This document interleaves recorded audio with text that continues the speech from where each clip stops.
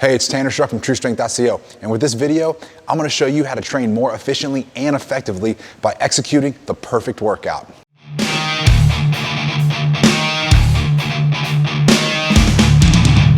What pisses me off is that most fitness influencers try to sell you on their bullshit training certifications, seminars, or their bogus online courses. I'm not here to do that. And what pisses me off even more is that these influencers or fitness experts aren't even that fit, and most have never truly trained hard a day in their life. The worst are other fitness YouTubers, and I mean no disrespect to these guys, but the reality is they are way better video creators than they are actually trainers. They have extremely limited training knowledge because they have extremely limited training experience. So instead, they just make stupid fitness videos purely for entertainment that teach you nothing and actually leave you dumber and more confused before watching their content. I'm not gonna do that.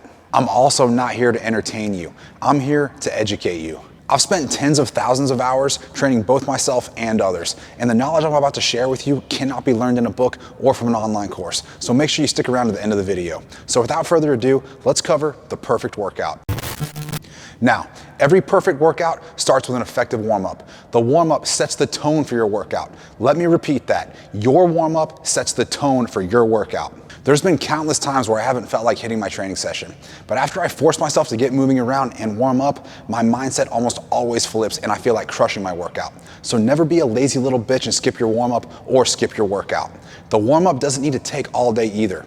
Any truly effective warm-up can and should be done in 7 to 10 minutes. And before I go any further, a warm-up is not laying around on the ground, humping a foam roller, scrolling through Instagram, or doing pointless static stretches. Most any effective warm-up includes some sort of general monostructural movement just to get the body moving around, such as running, rowing, or biking. Then total body dynamic movements, such as high knees, bear crawls, butt kicks, crab walks, walking lunges, or inchworms.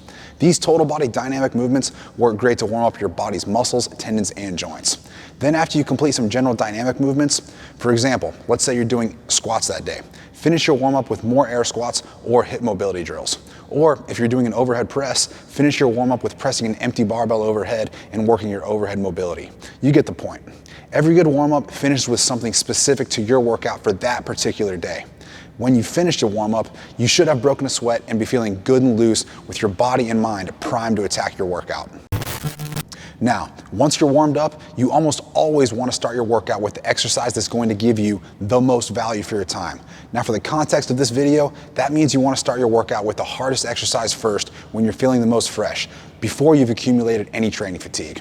You always want to perform the lifts that you can lift the most amount of weight through the largest range of motion first. In other words, start your workout with the main compound lift for the day, such as back squats, bench press, deadlifts, overhead press, or rows.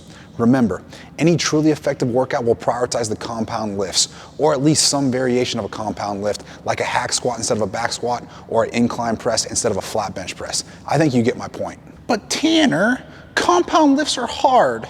Can't I just do dumbbell curls and cable flies? Bro, you can do whatever you want. So if you want to be like every other pencil neck pussy in the gym and do fluff exercises, go for it. Huh, okay.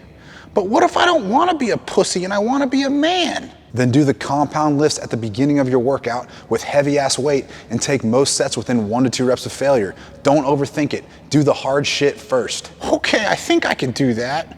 But how long should I rest between sets? And should I do anything between sets?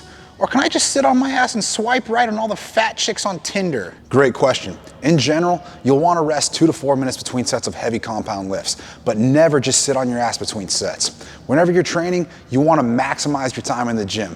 So instead of just sitting on your ass doing nothing, incorporate some kind of simple accessory work between sets of your compound lifts, like pull-ups between sets of squats, band pull-aparts between sets of bench, or abs between sets of deadlifts. I mean, just think about how much extra work you can get done during your rest periods, and these simple exercises take nothing away from your compound lifts. Wow, Tanner, you're right. That's training both smarter and harder. But what about the Tinder girls? Bro, just keep swiping right on every girl, because fat chicks need some loving too.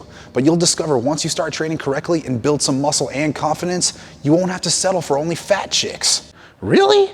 I'm definitely gonna train harder now. Once you finish your compound lift and got the hardest exercise out of the way, then I like to add in strength accessory work.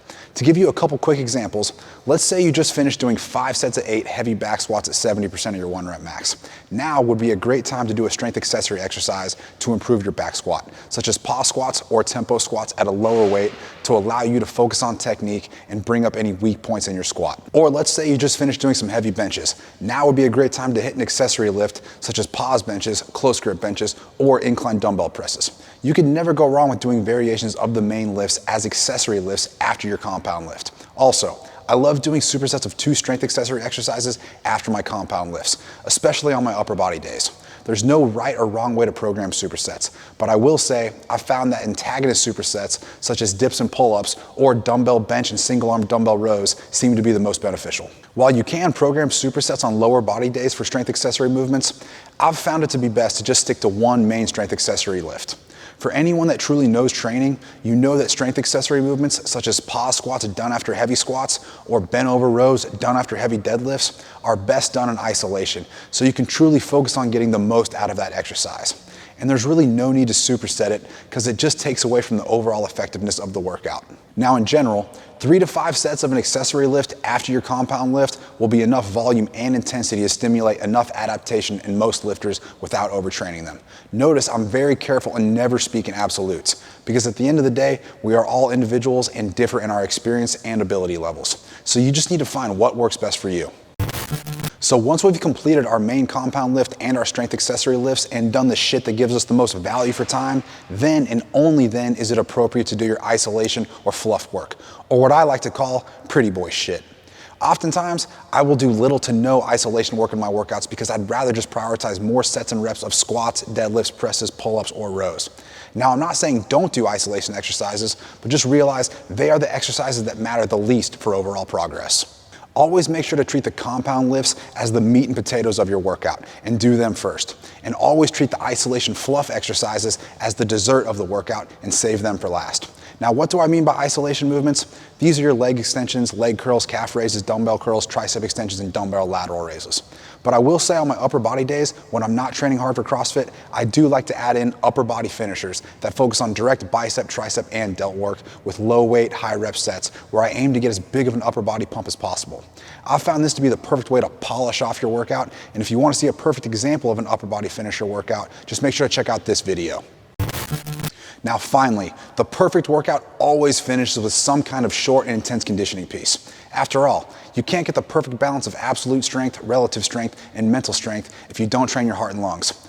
Always save your conditioning for the end of the workout, and I recommend keeping it under 12 minutes to maintain optimal intensity. AMRAPs, EMOMs, or workouts for time work great in this scenario. All you really want to do is get your heart rate up and get out of your comfort zone for a short period of time. Short and intense workouts build work capacity and improve overall health. Think of rowing, running, biking, light barbell movements, or bodyweight movements mixed in as many ways as creativity will allow. Bottom line, you shouldn't just train to look good. You should train to feel good, look good, and most importantly, be fucking healthy. And you'll never be truly healthy if you skip conditioning. You'll just be a fucking pussy. So don't just be a pretty boy that's all show and no go.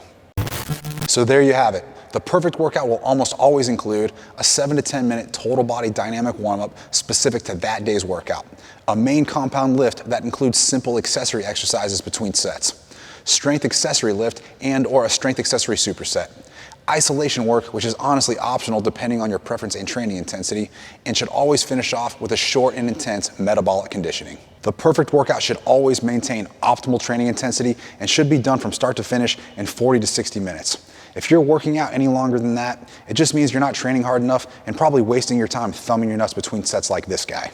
Huh? Well, that's all I got for you today, guys. I hope this video showed you how to train more efficiently and effectively and gave you a clear understanding of how and what to do for a perfect workout. I know there's a lot of fitness bullshit out there, but you can never go wrong with training the compound lifts, taking most sets close to failure, and doing short and intense conditioning. The worst thing that will happen is that you'll just get stronger, fitter, healthier, and closer to becoming the best version of yourself. Just remember, if it doesn't challenge you, it doesn't change you. And if you need help with training, make sure to check out my Straight Up Strength program available at truestrength.co or in the description below. Also guys, me and my cameraman John work really hard at putting out the best quality content possible for you all for free. I don't want to make a Patreon page and make people pay to see my exclusive content. Instead, I want to share all my knowledge for free to help and reach as many people as possible. So if you enjoy our content and want to support us, please click on the Support Me link in the description below, where you can leave us a virtual tip, or you can just click the Super Thanks button on the right. I promise, any and all proceeds from these virtual tips only go into us creating more high quality and free content for you to enjoy, and every little bit helps. And lastly, if you enjoyed the video, leave your comments below and let me know what topics you want to see me cover in the future. Also, check out these videos. And if you haven't already, please make sure to like, share, and subscribe, and turn on your post notifications so you never miss another video. Remember, don't just be strong, be truly strong. I'll catch you guys on the next one.